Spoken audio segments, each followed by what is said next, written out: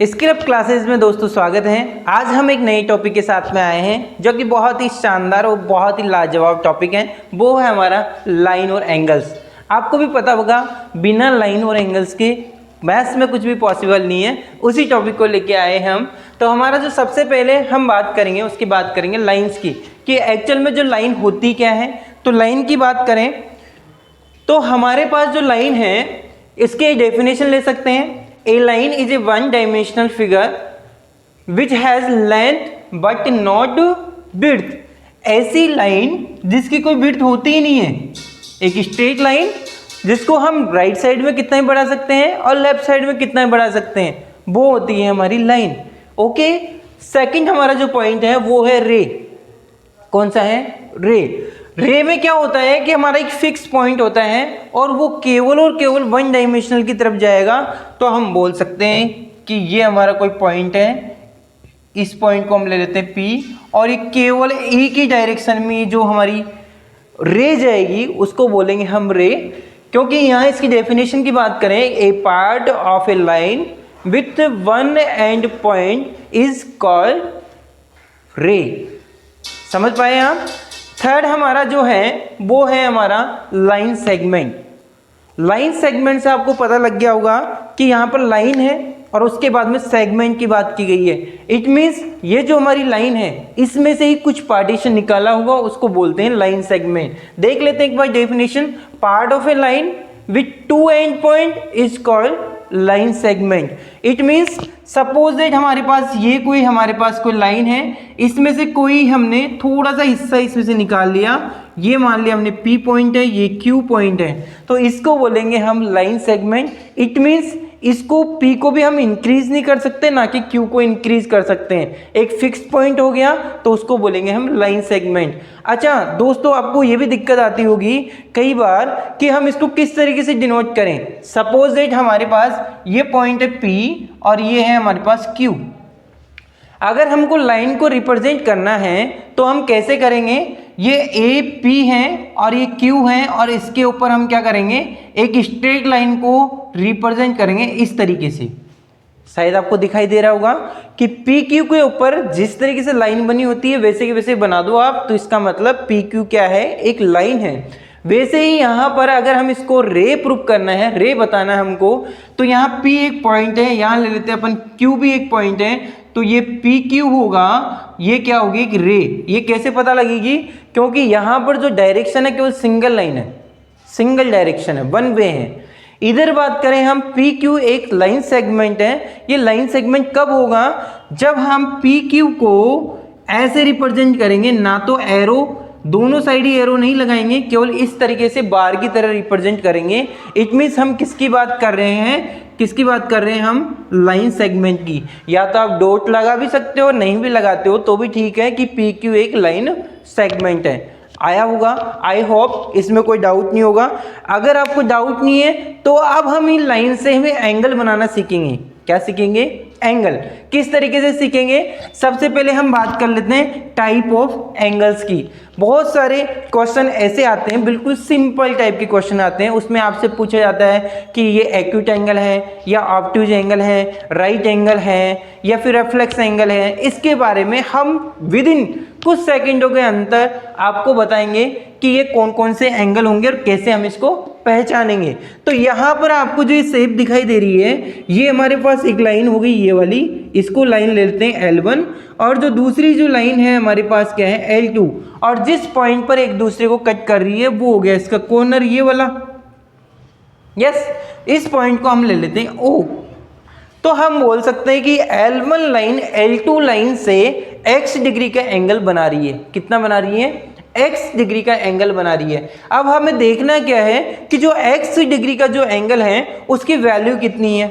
Suppose that इसकी जो value है वो कितनी है? 0, x और 90। इट मीन्स हम बोल सकते हैं कि जो इसकी वैल्यू है 90 से तो कम है, 90 से तो कम है, और 0 से क्या है? ग्रेटर देन है। तो हम बोल सकते हैं जो x की वैल्यू होगी 0 से ग्रेटर देन और 90 से क्या है? Less than. अगर इस कंडीशन में हमारे पास कोई एंगल दिखाई देता है तो उसको हम बोलेंगे कौन सा एंगल? Acute angle. कौन सा बोलेंगे? Acute angle. इतना सा था और आप डरे हुए थे। सेकंड हमारा है ये वाला, इसमें हमारे पास ये L1 लाइन है, दूसरी हमारे पास L2 लाइन और ये हमारे पास है O क्या है हमारे पास? जहां पर ये दोनों लाइन मिल रही है उसको हमने O पॉइंट दिया है। ओके, ये हमारे पास सपोज इट, जैसे ही हम बॉक्स की इस तरीके से रिप्रेजेंट करते हैं, इसका मतलब हम किसकी बात कर रहे हैं? परपेंडिकुलर की, 90 डिग्री की। आपको पता होगा परपेंडिकुलर का मतलब होता है 90 डिग्री। सपोज इट हमारे पास जो x है, कौन सा x? ये वाला x, यहां से लेके यहां तक का जो एंगल है वो क्या है? x। इसकी वैल्यू अगर 90 के इक्वल है, किसके इक्वल है? 90 के इक्वल है, तो हम लिखेंगे क्या कि x की जो वैल्यू है वो किसके इक्वल है? अगर 90 के इक्वल है तो जो 90 के अगर इक्वल होगा तो उसको बोलेंगे हम क्या? Right angle. क्या बोलेंगे उसको? Right angle. थर्ड हम बात करेंगे, वो बात करेंगे ऑब्टयूज एंगल की। लेकिन ऑब्टयूज एंगल को समझने से पहले हमको इसको समझना पड़ेगा कि जो यहाँ से लेके जो L1 लाइन है और ये L2 लाइन है और बीच में जो पॉइंट है हमारे पास जो O है, इनके बीच में जो बनने वाला जो एंगल है वो कौन सा है? X। इसकी वैल्यू 90 से तो अबोव होनी चाहिए और 180 से क्या होनी चाहिए? कम होनी चाहिए। तो हम इसको कर सकते हैं इस तरीके से कि ये 90 से तो क्या होगा? अबोव होगा, और किसकी वैल्यू है? x की, और 180 डिग्री से क्या होगा? ये लेस देन होगा। सपोज इट अगर इसकी वैल्यू, किसकी वैल्यू? L1 और वो L2 जो लाइन है वो हमारे पास x डिग्री का जो एंगल बना रही है, उस x डिग्री की वैल्यू अगर 90 डिग्री और 180 डिग्री के बीच में है तो उसको हम बोलेंगे क्या? Obtuse angle. सपोज दैट हमारे पास 100 डिग्री की बात करें तो देखो 90 से ग्रेटर देन है, यस, और 180 से क्या है? Less than. इट मीन्स इसकी वैल्यू अगर ये है तो उसको हम क्या बोलेंगे? क्या बोलने वाले हैं? Obtuse angle. ऐसे हम फोर्थ पार्ट पे आते हैं। वो आपको ये स्ट्रेट लाइन दिखाई दे रही होगी, दिखाई दे रही है आपको? बिल्कुल। जो ये स्ट्रेट लाइन है इस पर हम पॉइंट ले लेते हैं। सपोज ये O है, ये हमारे पास L1 लाइन है, ये हमारे पास L2 लाइन है। ओके, यहाँ पर हमने देखा लाइन तो दो ही है, लेकिन क्या हुआ इस बार जो फर्स्ट वाली लाइन है L1 और दूसरी है L2 बिल्कुल स्ट्रेट लाइन में आ गई, और जिस पॉइंट पर O था वो इसका क्या हो गया? Straight angle.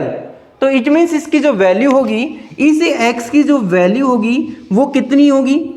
अगर इसे x की वैल्यू 180 डिग्री हो जाती है, कितनी हो जाती है? 180 डिग्री हो जाती है, तो उसे हम बोलेंगे स्ट्रेट, क्या बोलेंगे उससे? Straight angle. क्या बोलेंगे हम? Straight angle. और जो इन दोनों लाइनों को L1 और L2 दोनों मिलकर जो बना रही है उसको बोलेंगे हम स्ट्रेट लाइन एंगल।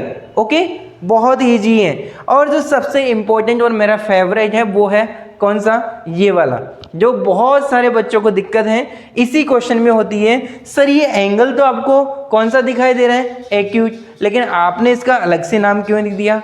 किसका रिफ्लेक्स एंगल क्यों होगा? एक्चुअल में रिफ्लेक्स एंगल इसलिए है क्योंकि ये तो अंदर वाला एंगल है और ये जो रिफ्लेक्स एंगल है वो क्या है? इसके बाहर वाला एंगल। क्या है इसका? बाहर वाला एंगल। तो बाहर वाला एंगल को हमने डिनोट किया किससे? x से। और इसे x की जो वैल्यू है वो कितनी होनी चाहिए? ये सपोज L1 है, ये L2 लाइन है, ये हमारे पास O क्या है? इसका पॉइंट है, मिड पॉइंट, जहां पर L1 और L2 मिल रही है, जैसे सब में है वैसे ही हमारे पास यहाँ पे है। ये एंगल ऑफ x की जो वैल्यू है, इसे x की वैल्यू सपोज कितनी है? 180 डिग्री से अबो हो और कितना? 360 डिग्री से क्या हो? लेस देन हो। अगर इसे x की वैल्यू 180 डिग्री से तो क्या हो? ग्रेटर देन में हो, और 360 डिग्री से क्या हो? लेस देन में हो। तो ऐसे जो एंगल्स दिखाई देंगे उनको हमको देखते ही पहचानना है कि वो कौन सा एंगल होगा? Reflex angle. कौन सा एंगल होगा? Reflex angle. तो दोस्तों इतना इजी था, और डेफिनेटली आज से आपका जो ये प्रॉब्लम था ऑब्ट्यूज एंगल का, एक्यूट एंगल का, लाइन की डेफिनेशन का, रे का, या फिर लाइन सेगमेंट का, इससे रिलेटेड जितने भी क्वेश्चन थे मैंने उन सब क्वेश्चन को लिया। फिर भी अगर आपका कोई डाउट है तो एक बार हमें कमेंट करके ज़रूर बताएं। Thank you very much.